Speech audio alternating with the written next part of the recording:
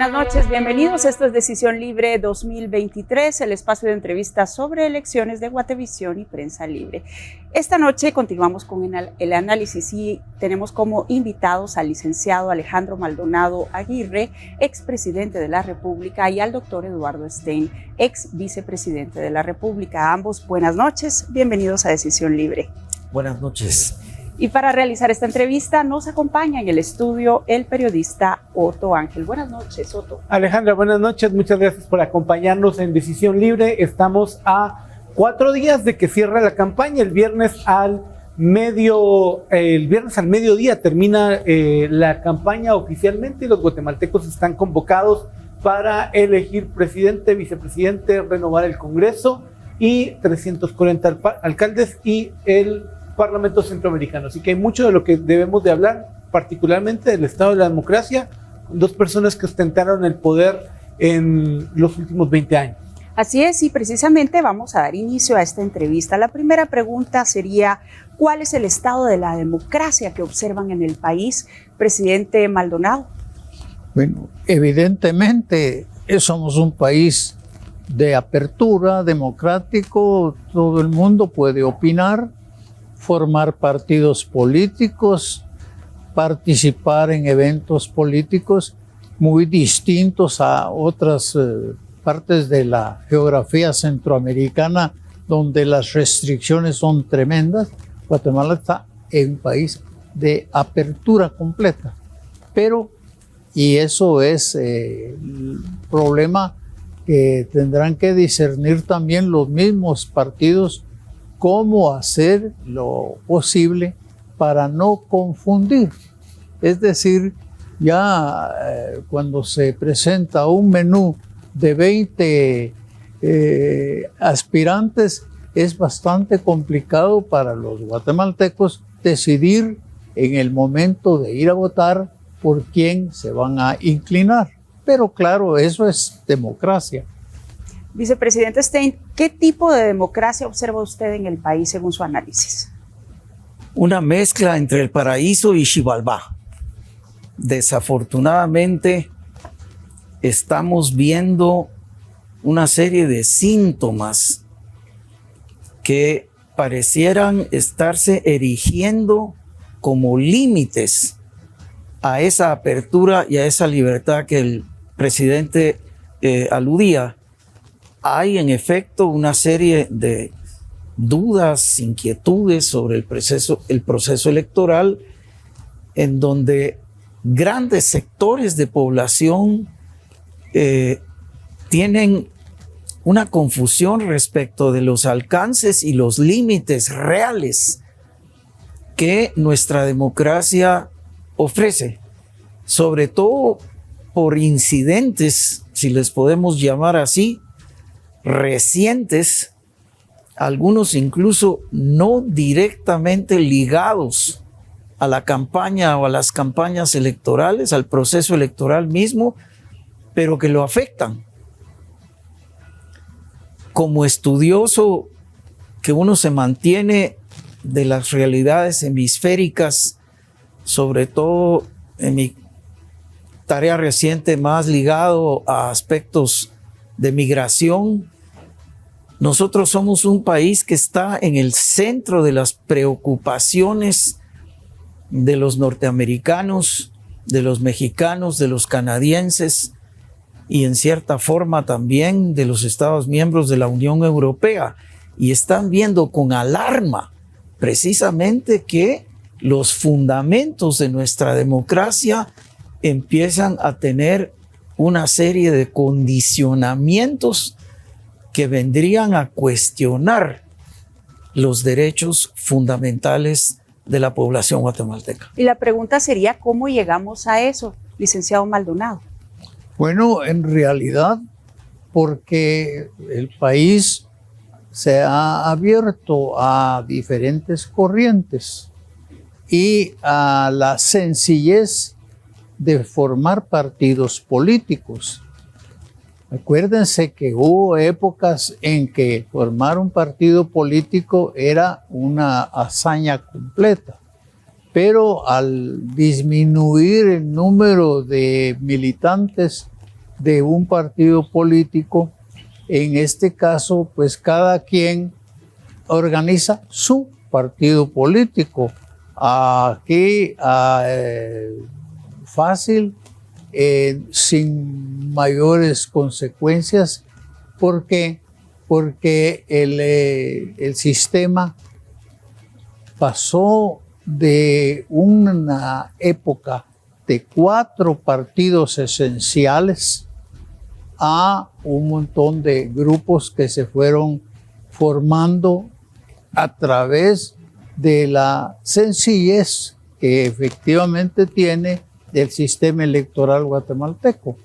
Pero supongo que hay alguna responsabilidad de los partidos grandes, el MLN, la Democracia Cristiana, partidos que tuvieron mucha solidez durante 20 años, pero que al final de cuentas se extinguieron ellos solos, abriendo paso a nuevas corrientes que no tenían la dificultad, lo complicado que era hacer política antes en Guatemala. Era otro contexto. Doctor Stein, ¿en qué momento se perdió el rumbo, según lo que está diciendo el licenciado Alejandro Maldonado?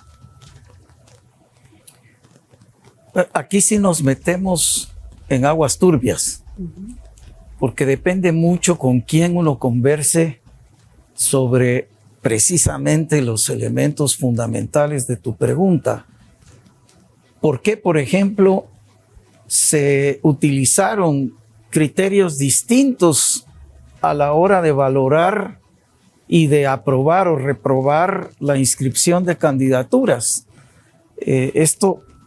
La Misión de Observación Electoral Guatemalteca lo dio a conocer muy temprano cuando se detectaron estas diferencias de criterio.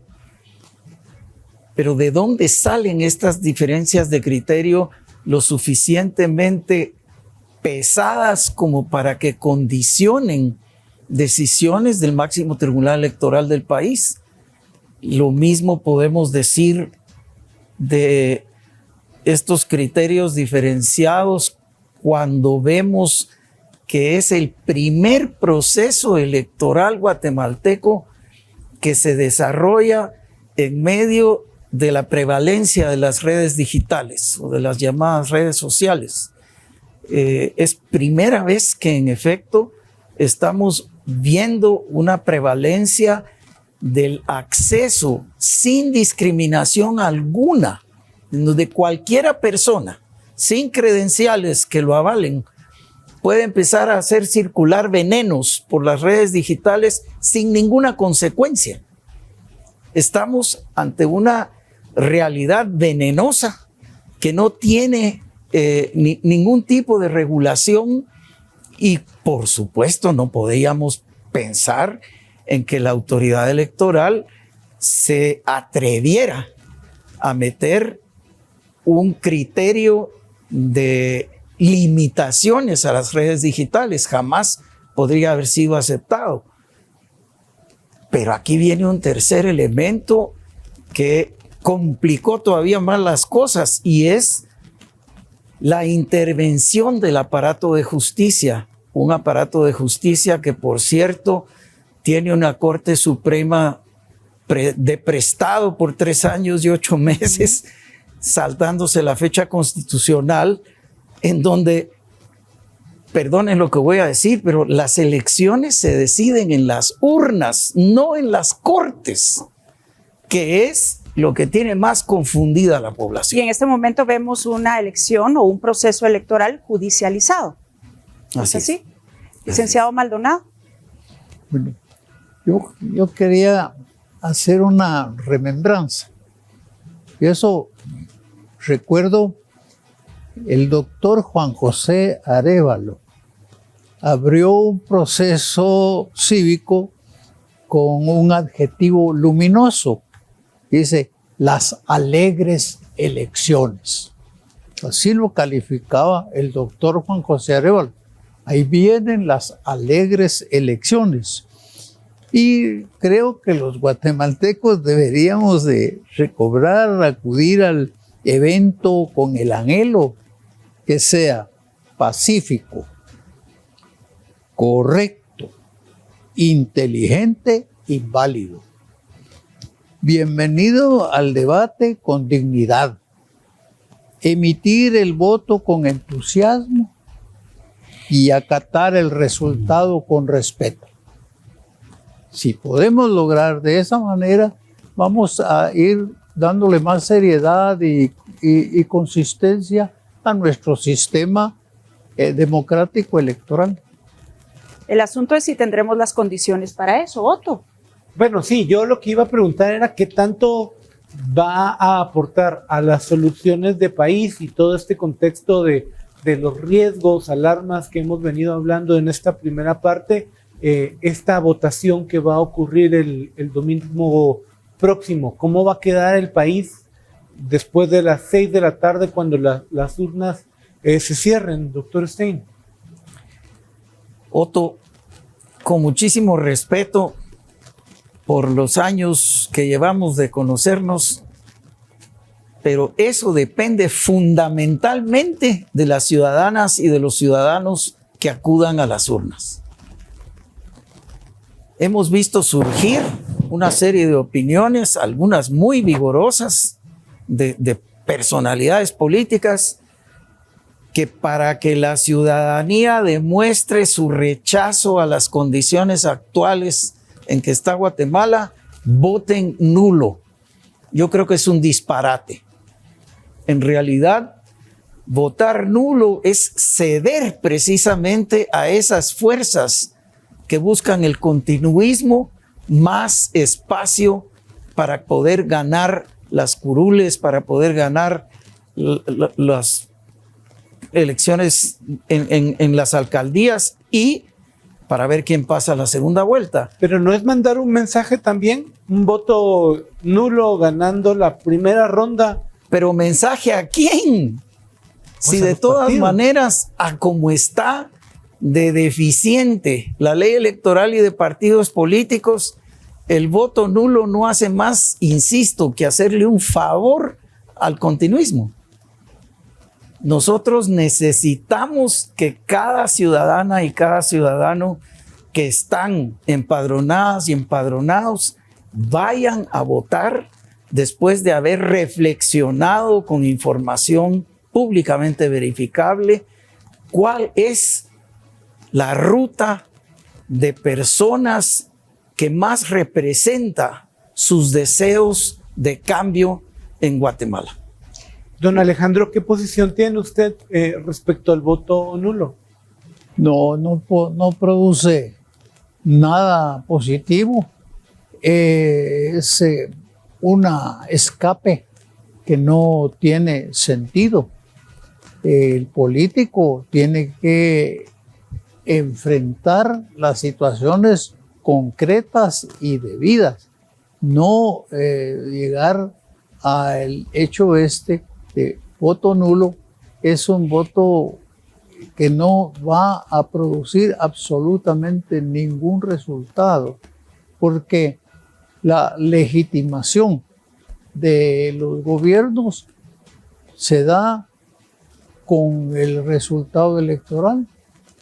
Y aunque haya votos nulos, de todas maneras van a haber electos. Entonces, ¿qué ganó con eso? Eso es creo que un escape que no tiene ningún sentido, que no tiene ningún valor, que no tiene ninguna consistencia. A ver, los dos nos plantean que el voto nulo, usando las palabras del doctor Stein, es un disparate. Entonces, sin que me digan por quién en realidad, es más bien una pregunta retórica, ¿por quién voto? Pero es indispensable informarse, evaluar, ponderar y decidir qué personas representan mejor las aspiraciones que cada votante tiene para, algunos hablan de rescatar nuestra democracia, otros hablan de fortalecerla, pero en una oferta de 20 binomios para la presidencia y vicepresidencia, más de alguna de las candidaturas puede representar en efecto esa opción y esa posibilidad. Pero luego viene el después del proceso electoral. Como sociedad necesitamos organizarnos mejor para poder pedirle a las autoridades electas cuál es el rumbo de país que queremos.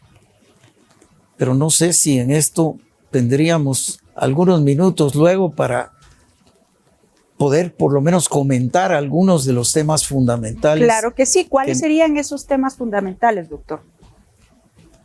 Bueno, yo diría que en un extremo es indispensable la reforma del sector justicia. Y eso tiene que comenzar por la elección de una nueva Corte Suprema y las Cortes de Apelaciones.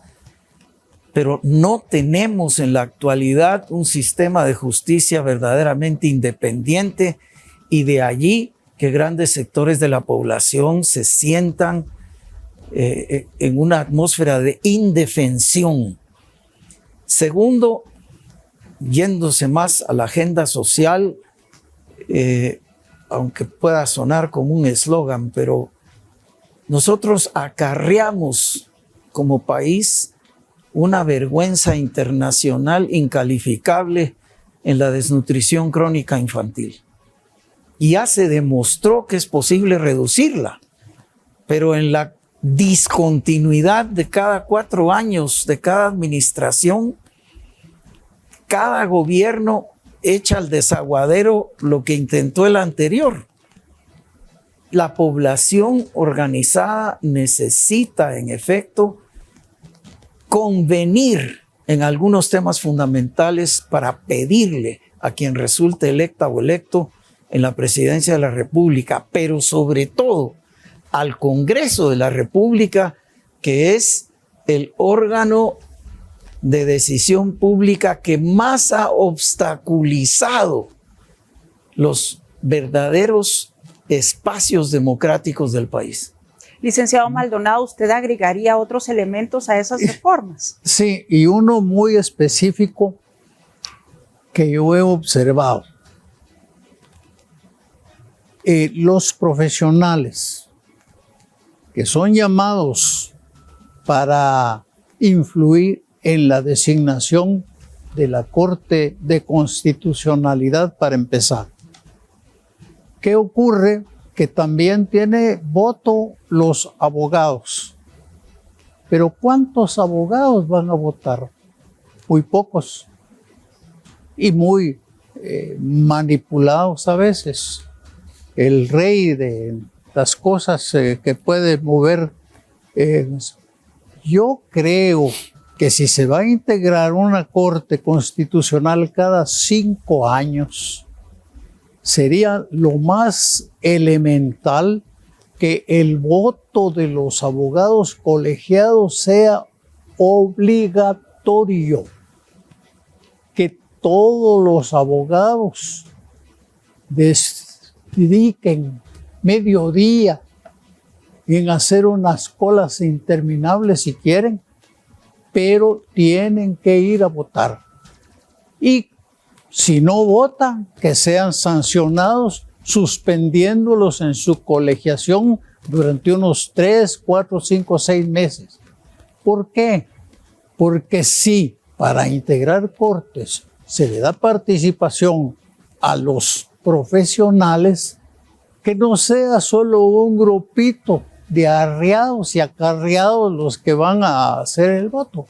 Y lo digo con sinceramente, yo siempre he ido a votar, pero a veces también molesta ver que se encuentra uno con canastos de comida, con bebidas y cuestiones de esas.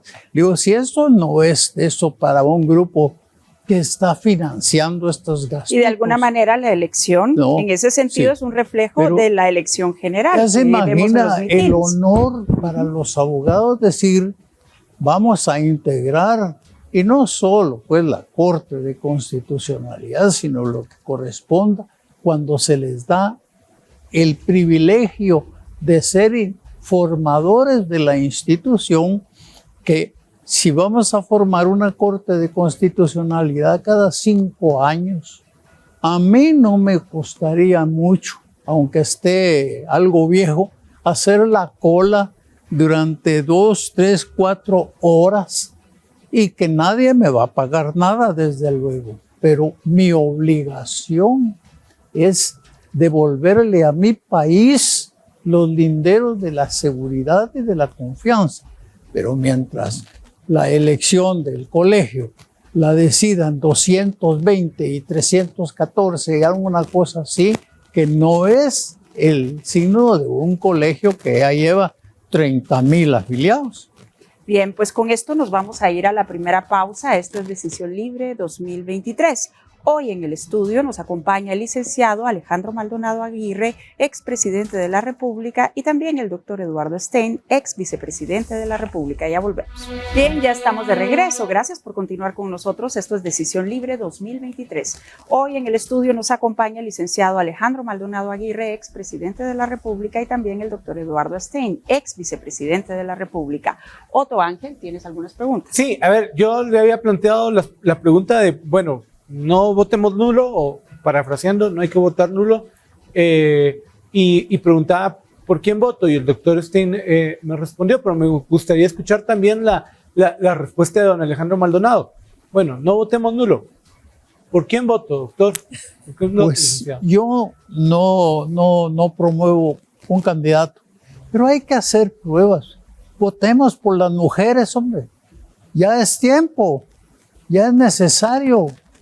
Porque hemos visto que el sector masculino pues ya no se ha puesto muy controlador de las condiciones de desarrollo, de convivencia, etcétera.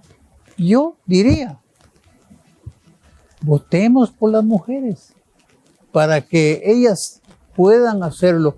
Y yo sé que lo van a hacer muy bien, porque tienen que responder de manera positiva al gran desafío y no pueden dejar mal al género haciendo un mal gobierno. Tiene que ser un gobierno de honorabilidad y de acierto. Yo ya tuvimos una vicepresidenta mujer que, por cierto, usted sustituyó y no dejó tan bien parado el género. ¿Quién manda? Que ya tuvimos una vicepresidenta mujer a quien usted sustituyó y tampoco dejó bien parado el género. Entonces, ¿es un asunto de género? Yo le digo, pero sí conocí mujeres espléndidas de una categoría como Eunice Lima, como la señora que fue diputada y me dijo a mí, mire, nosotras las mujeres podemos gobernar. Yo creo que sí, sí, me dijo, porque ¿cuántos diputados hay aquí? 55, le dije. ¿Y cuántas mujeres hay? Solo yo, una, dijo. Solo una mujer entre 55 y serena, con mucho carácter y con mucha dignidad. Entonces yo diría que si en este momento hacemos una situación, votemos por las damas. Doctor Stein, y de repente, y ahora que vemos que el voto nulo se ha popularizado entre la población, que ustedes pues recomiendan que no se vote nulo, ¿es porque hay apatía por la oferta electoral? Ciertamente. Yo creo que es más una mezcla de sentimientos de muchos sectores de la población. Y es un fenómeno no solo de Guatemala, sino de todo el hemisferio. Lo estamos viendo de manera expresa y en algunos casos intensa en los Estados Unidos de América, en donde sectores jóvenes de la población están cuestionando lo que conocen como la democracia tradicional. Rechazan a los partidos políticos tradicionales, rechazan a los políticos tradicionales, pero sobre todo cuestionan los sistemas democráticos tradicionales porque consideran que no han producido las respuestas y los servicios que las poblaciones están necesitando. Y en una época de cambios tan intensos, este rechazo general en donde yo podría decir que la democracia está bajo asedio, quieren tumbarse la democracia tradicional, pero no encuentran a cambio de qué. Sin embargo, sí hay, sobre todo en los niveles locales, maneras de identificar qué es lo que la población está queriendo resolver y que las autoridades contribuyan a esas soluciones.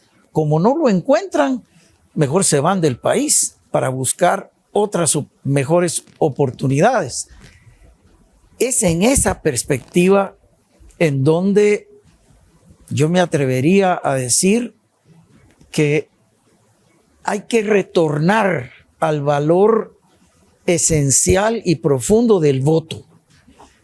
El voto es un derecho, es una facultad constitucional y es la manera como la población tiene de expresar, por un lado, su rechazo a ciertas opciones y su favorecimiento a otras opciones. Y en ese sentido, yo quisiera insistir también en algo que, si se me permite, lo vi expresado con mucha energía en un muy reciente foro de la plataforma de mujeres indígenas, en donde se quejaban de la vigilancia que algunas figuras en sus comunidades tenían cuando ellas iban a votar.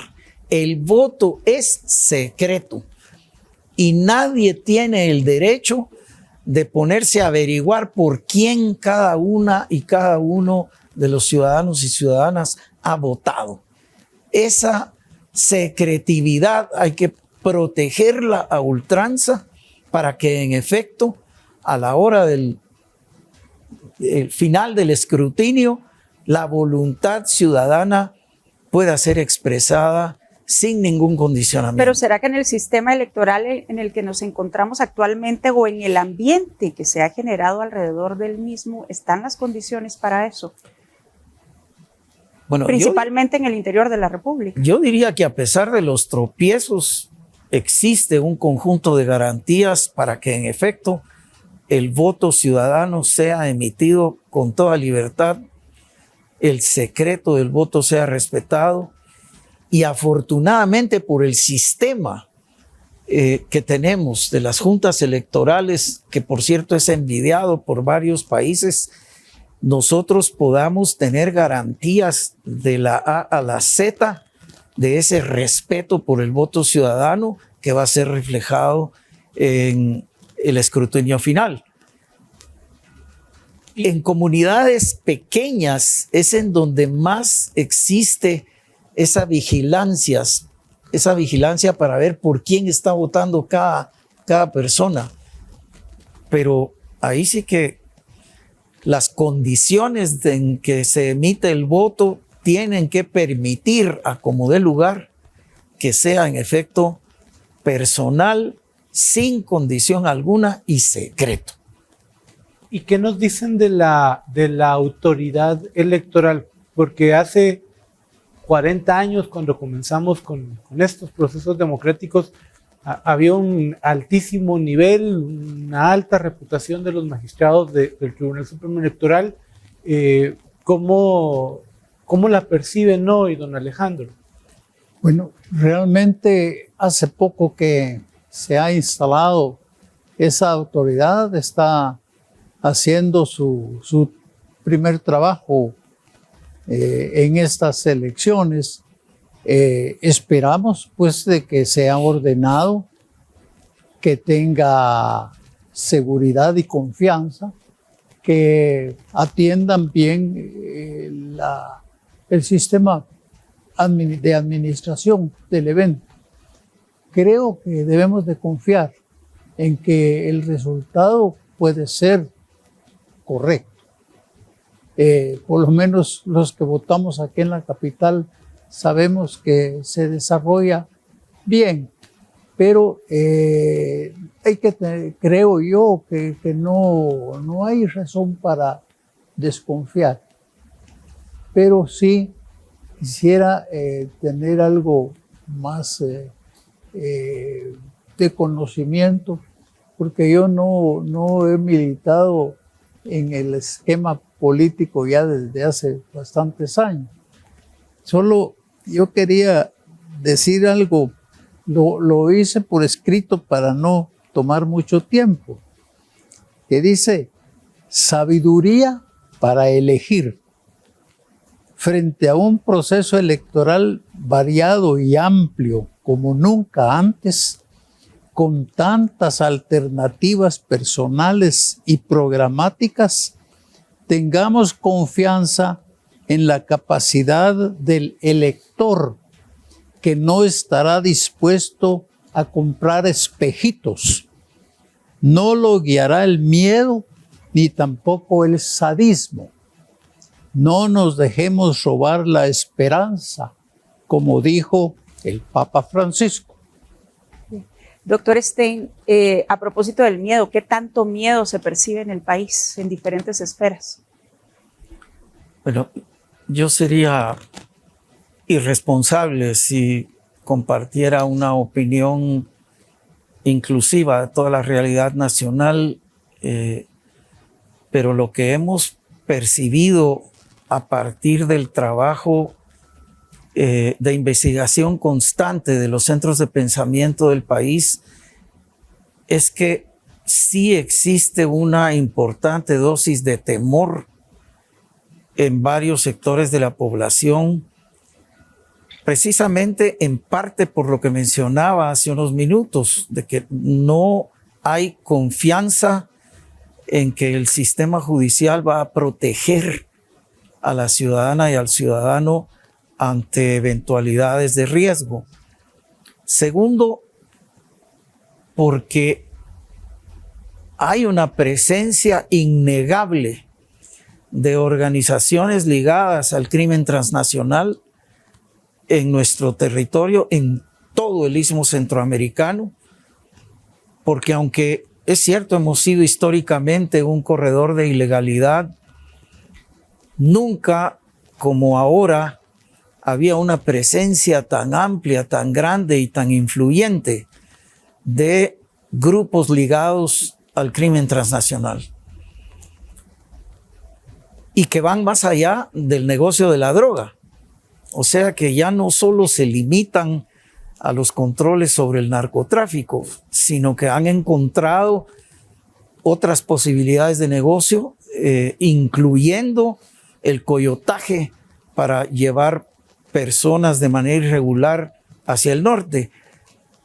Entonces sí existe una importante dosis de temor precisamente por esa sensación de indefensión en el que muchas comunidades se encuentran. Y esto permea en los partidos políticos. Por supuesto.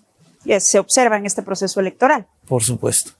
Bien, tenemos que hacer una pausa. Esto es Decisión Libre 2023. Hoy en el estudio nos acompaña el licenciado Alejandro Maldonado Aguirre, expresidente de la República, y también el doctor Eduardo Stein, ex vicepresidente de la República. Ya volvemos. Esto es Decisión Libre 2023. Hoy en el estudio nos acompaña el licenciado Alejandro Maldonado Aguirre, expresidente de la República, y también el doctor Eduardo Stein, ex vicepresidente de la República. Para realizar esta entrevista, el periodista Otto Ángel. Y bueno, hay grandes problemas en el país, partidos van, partidos vienen, pero estos no se solucionan durante las administraciones de gobierno. ¿Por qué pasa eso, licenciado Alejandro Maldonado? Realmente porque el país en sí es complejo, grande, con enormes recursos naturales, pero con muy poca capacidad de desarrollarlos. Creo que lo que siempre se ha dicho, que parece como un lugar común, que la solución es la educación, pero realmente no se ha puesto mucha atención a una educación formadora amplia y que cubra a toda la sociedad guatemalteca. Si los programas de gobierno tuvieran un poco de reacondicionamiento en cuanto se refiere a las prioridades, la educación debería de estar en un lugar muy especial. Claro que tiene un gran aporte del presupuesto, pero es en salarios. Pero aquí estamos hablando de técnica, de educación formadora, de educación de corto plazo para reaccionar rápido y correctamente. El sistema no ha respondido desde hace muchos años.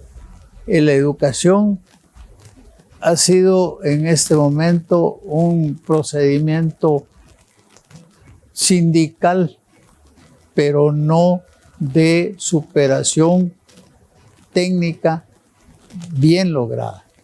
Doctor Stein, ¿será solo cuestión de educación o hay otros factores por los que no se solucionan los grandes problemas del país? Usted ya hablaba de migración, hablaba de desnutrición, estos problemas que siempre están sobre la mesa y de los que hay tanta promesa hoy día. Bueno, acabas de acreditar un término súper presente en la campaña electoral, el de las promesas. Sí. Vayamos más bien a las realidades. Esta fractura permanente de cada 4 años opera en contra de soluciones duraderas.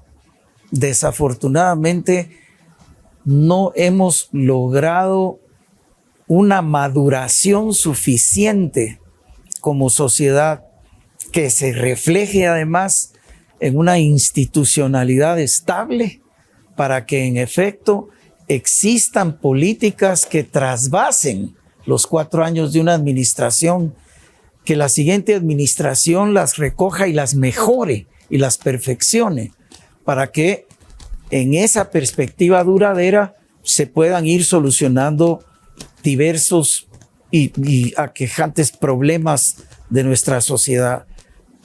Esto supone un esfuerzo profundo de transparencia, de entrega de cuentas públicas, pero también, como el presidente lo ha enfatizado,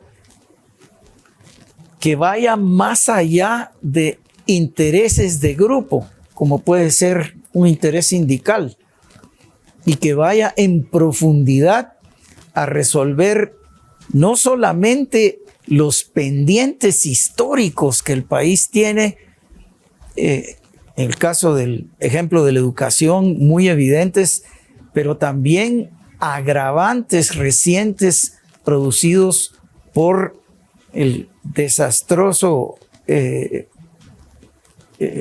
digamos, enfrentamiento que tuvimos como sociedad con la pandemia. El sistema educativo sufrió heridas profundas durante esa pandemia y todavía no hemos alcanzado a medir el déficit que sobre todo para la niñez y la juventud estamos acarreando como país. Otro aspecto crucial para lo que somos es la población indígena guatemalteca.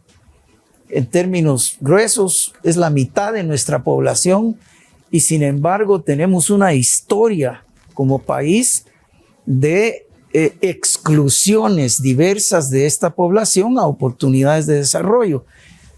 En lo que se negoció en los acuerdos de paz, existían los elementos para ir transformando esa situación e ir abriendo espacios de participación genuinos para las poblaciones indígenas, que no supusieran el criterio que se manejó durante décadas de absorción de las poblaciones indígenas a la cultura criolla. Miren, yo quería, antes de terminar, porque estamos pronto de terminar, volver, no a insistir, pero sí sacar una reflexión de ustedes hacia nuestra audiencia respecto a en estos próximos 4 días en los que todavía muchos no han definido su voto, y creo que es la conversación que muchos nos hemos topado en estos días. La mayoría de personas todavía están en el grupo de indecisos. ¿Qué es lo que debiesen las personas recorrer en su cabeza, preguntar en las calles, hablar con la gente